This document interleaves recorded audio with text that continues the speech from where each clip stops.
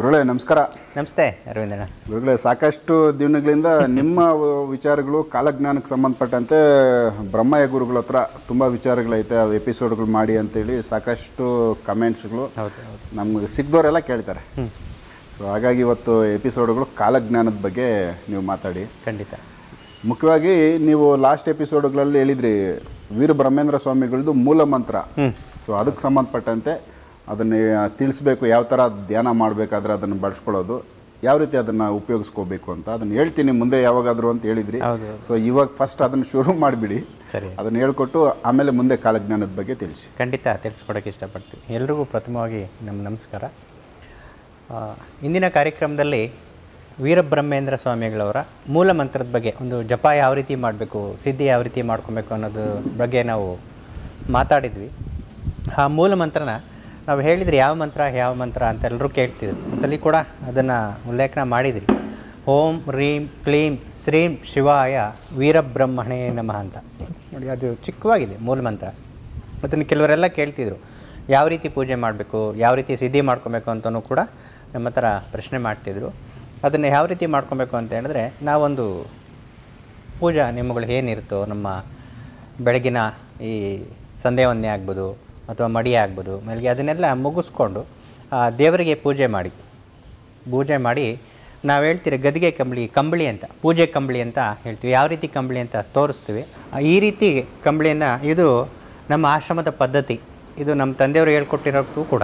ಇದು ನಮ್ಮ ಆಶ್ರಮದಲ್ಲಿ ಪೂಜೆ ಕಂಬಳಿ ಅಂತ ಕರಿತೀವಿ.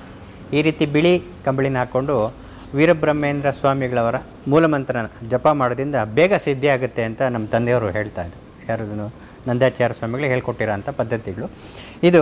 ಇದನ್ನು ಕೆಲವರು ಹೇಳ್ತಾರೆ ಹಸಿರು ಬಾರ್ಡ್ರ್ ಇದೆ, ಆಗಿದೆ ಹೀಗಿದೆ ಅಂತ. ಇದು ಹಳದಿ ಬಣ್ಣದ ಕೂಡ ಹಾಕೊಬೋದು. ಹಳದಿ ಬಣ್ಣನ ನಾವು ಗುರುಗೆ ಹೋಲಿಸ್ತೀವಿ, ಅದಕ್ಕೋಸ್ಕರ ಹಳದಿ ಬಣ್ಣನೂ ಕೂಡ ಹಾಕೊಬೋದು.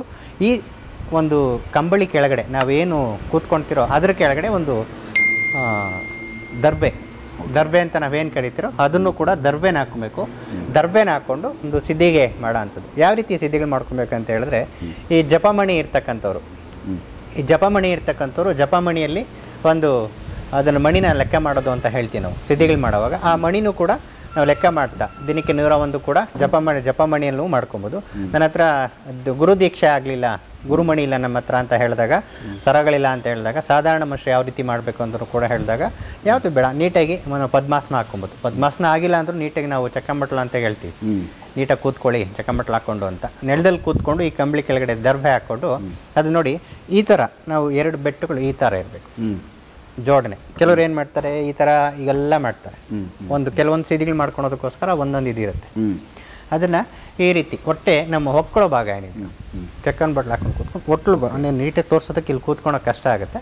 ಅದು ಹಾಗೆ ಹೇಳ್ತೀವಿ, ಅರ್ಥ ಮಾಡ್ಕೊಳ್ಳಿ. ಓಕೆ, ಇದನ್ನು ನೋಡಿ ಈ ರೀತಿ ಯಾವಾಗಲೂ ಹಿಂಗೆ ಮಾಡ್ತಾರೆ ಕೆಲವರು, ಈ ರೀತಿ ಎಲ್ಲ ಮಾಡ್ತಾರೆ. ಇದು ಬೇಗ ಸಿದ್ಧಿ ಆಗಬೇಕು, ಬೇಗ. ಯಾಕಂದರೆ ಒಂದೊಂದು ವಿಧಾನಕ್ಕೆ ಒಂದೊಂದು ವಿದ್ಯೆಗಳಿಗೆ ಒಂದೊಂದು ಇರುತ್ತೆ. ಇದು ಬೇಗ ಕಾಲಜ್ಞಾನ ವಿಚಾರ ಆಗಿರೋದ್ರಿಂದ ಆ ಮೂಲ ಮಂತ್ರನ ಯಾವ ರೀತಿ ಅಭ್ಯಾಸ ಮಾಡೋದು ಮತ್ತು ಸಿದ್ಧಿ ಮಾಡ್ಕೊಳೋದು ಅಂತ ನಾವು ಹೇಳ್ತಾರೆ ಅಂತ ವಿಚಾರ ಆಗಿರೋದ್ರಿಂದ ಇದನ್ನು ಈ ರೀತಿ ಮಾಡಿ, ಈ ರೀತಿ ಇಟ್ಕೊಂಡು ಕೆಲವರು ಕೈಗಳು ಹಿಂಗೆ ಇಟ್ಕೊಂಡಿರ್ತಾರೆ, ಈಗ ಮಾಡ್ತಾರೆ ಹೇಗೇಗೋ ಮಾಡ್ತಾರೆ. ಇದೇ ಥರ ಇರಬೇಕು.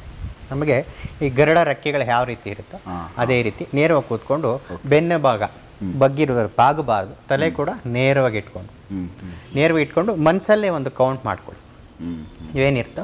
ಮತ್ತು ಏಕಾಗ್ರತೆ ಅನ್ನೋದು ಬಹಳ ಮುಖ್ಯ.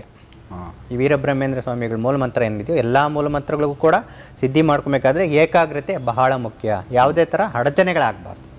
ಆಗದೆ ನೀವು ಅದನ್ನು ನೀವು ಮಂತ್ರ ಪಠನೆ ಮಾಡ್ತಾ ಹೋದಾಗ 101 ಪಠನೆ ಮಾಡಿ, ಪ್ರತಿನಿತ್ಯ 101 ಪಠನೆ ಮಾಡ್ತಾ ಹೋದಾಗ ಆ ದರಿದ್ರ ದೋಷಗಳು ತೊಲಗೋಗ್ತವೆ. ನಮಗೆ ಯಾವುದನ್ನ ಮನಸ್ಸಲ್ಲಿ ನಾವು ಸಂಕಲ್ಪ ಮಾಡ್ಕೊತೀವೋ, ಏನು ಸಂಕಲ್ಪ ನಾವೇನು ಮಾಡ್ತೀವಿ, ಇವತ್ತು ಲಕ್ಷ್ಮೀ ಪ್ರಾಪ್ತಿ ಆಗಬೇಕಂದ್ರೆ ಅದಕ್ಕೆ 101 ಮಾಡಿ, ಅಥವಾ ದರಿದ್ರ ದೋಷಗಳು ಅದೇ ರೀತಿ ಒಂದೊಂದು ಪ್ಲಸ್ ಮಾಡ್ತಾ ಹೋಗ್ತಿದ್ರೆ ನಮ್ಮ ಆಸೆ ಆಕಾಂಕ್ಷೆಗಳೆಲ್ಲ ನೀಟಾಗಿ ನೆರವೇರ್ತದೆ.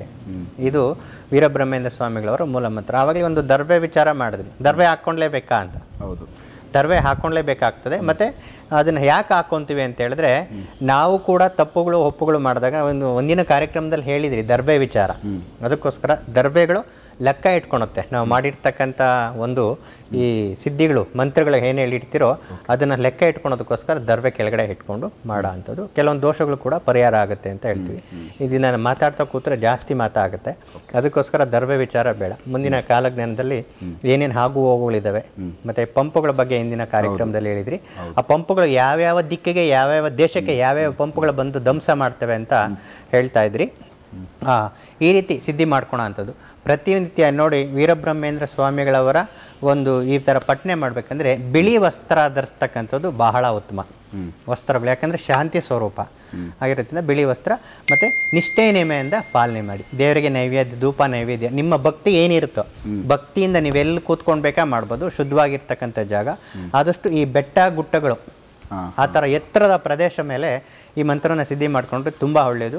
ಮನೆಗಳಲ್ಲಿ ಮಾಡಿದ್ರು ಕೂಡ ಒಂದು ದೇವರ ಕೋಣೆ ಅಂತಿರುತ್ತೆ, ಅದನ್ನು ಮಾಡಿ. ದಿಕ್ಕುಗಳು ಯಾವ್ದ್ಯಾವುದು ಅಂತ ಕೇಳ್ಬೋದು. ಕೆಲವ್ರು ಕೇಳ್ತಿರ್ತಾರೆ ಈ ಯಾವ ದಿಕ್ಕಲ್ಲಿ ಕೂತ್ಕೊಬೇಕು, ಯಾಕೆ ಕೂತ್ಕೊಬೇಕು, ನಾವು ಏನು ಮಾಡಬೇಕು ಅಂತ. ನೀವೆಲ್ಲಾದರೂ ಕುಳಿತುಕೊಳ್ಳಿ, ಯಾವ ದಿಕ್ಕಲ್ಲಾದರೂ ಕುಳಿತುಕೊಳ್ಳಿ. ಅದು ಪೂರ್ವಾಭಿಮುಖ ಅಂತ ಹೇಳ್ತೀವಿ ನಾವು.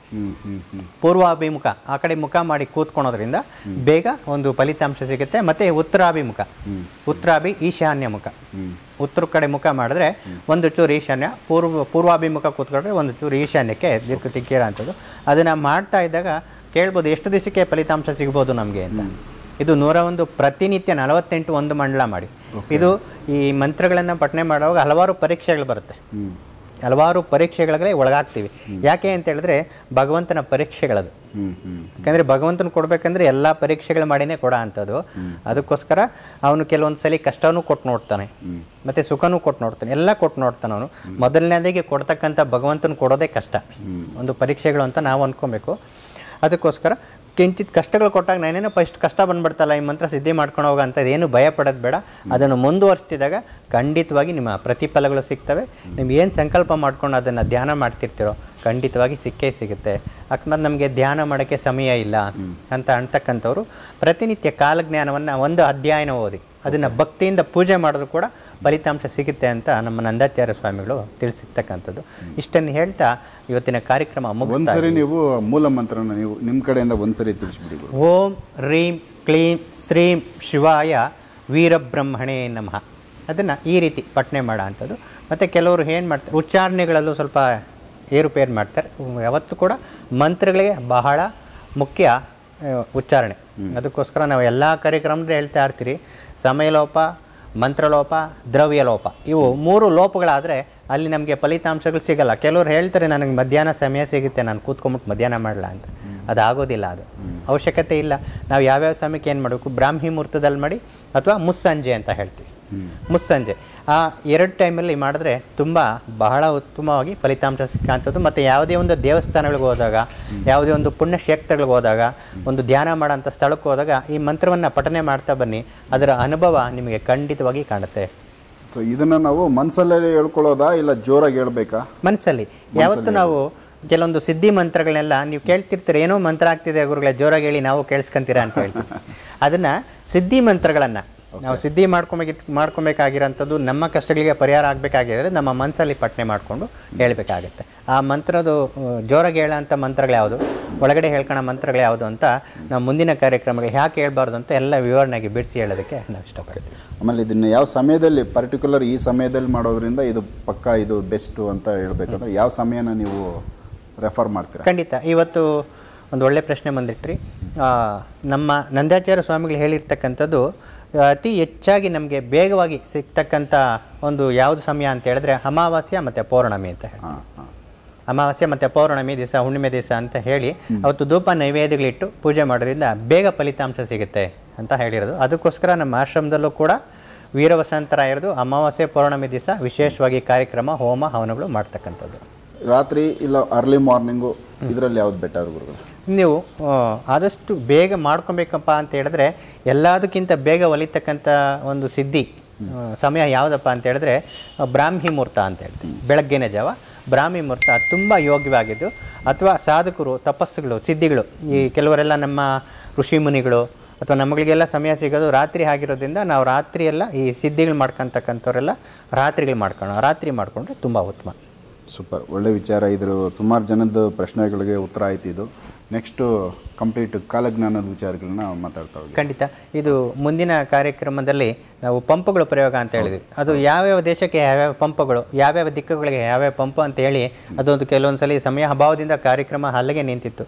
ಇನ್ನು ಮುಂದಿನ ಕಾರ್ಯಕ್ರಮದಲ್ಲಿ ಪಂಪ್ಗಳ ಬಗ್ಗೆ ಮಾತಾಡ್ತಾ ಮತ್ತು ನಮ್ಮ ನಂದಾಚಾರ್ಯ ಸ್ವಾಮಿಗಳು ಭೂಮಿ ಮೇಲೆ ಹಾಕ್ತಕ್ಕಂಥ ಹಗರಣಗಳ ಬಗ್ಗೆ ಮತ್ತು ಹಾಗೂ ಹೋಗಿಗಳ ಬಗ್ಗೆ ಎಲ್ಲ ತಿಳಿಸ್ಕೊಟ್ಟಿದ್ವಿ. ಇನ್ನು ಮುಂದೆ ಆಗ್ತಕ್ಕಂಥ ಪರಿಣಾಮಗಳು ಅಥವಾ ಈ ಮುಂದೆ ವಿಶೇಷವಾಗಿರ್ತಕ್ಕಂಥ ದರಿದ್ರ ವ್ಯಾಧಿಗಳು ಯಾವ ರೀತಿ ಮನುಷ್ಯನ ಕಾಡ್ತವೆ ಮತ್ತು ಏನೆಲ್ಲ ಒಂದು ಘಟನೆಗಳು ನಡೀತಿದೆ, ಅದು ನಿದರ್ಶನಗಳು ಏನು ಕೊಡ್ತಾ ಇದೆ ನಮಗೆ. ವೀರವಸಂತರಾಯರು ಬರೋದಕ್ಕೆ ನಿದರ್ಶನ ಏನಿದೆ. ಕೆಲವರು ನಮಗೆ ಕೇಳ್ತಾ ಇದ್ರು, ವೀರವಸಂತರಾಯರು ಬರೋಂಥ ಸಮಯ ಯಾವುದು ಅಂತ. ಆ ಸಮಯ ಯಾವುದು ಅಂತಲೂ ಯಾವ ರೀತಿ ಯಾವ ಸಮಯ ಅಂತಲೂ ಹೇಳೋದಕ್ಕೆ, ಸಮಯ ಅಂತ ಯಾವ ರೀತಿ ಯಾವ ಸಮಯ ಅಂತಲೂ ಕೂಡ ಅದನ್ನು ವಿವರಣೆ ಮಾಡಿ ತಿಳಿಸೋದಕ್ಕೆ ನಾವು ಇಷ್ಟಪಡ್ತೀವಿ. ಓಕೆ, ನಮಸ್ಕಾರ. ಇಷ್ಟು ಹೇಳ್ತಾ ಮುಂದಿನ ಕಾರ್ಯಕ್ರಮದಲ್ಲಿ ಸಿಗೋಣ. ನಮಸ್ತೆ.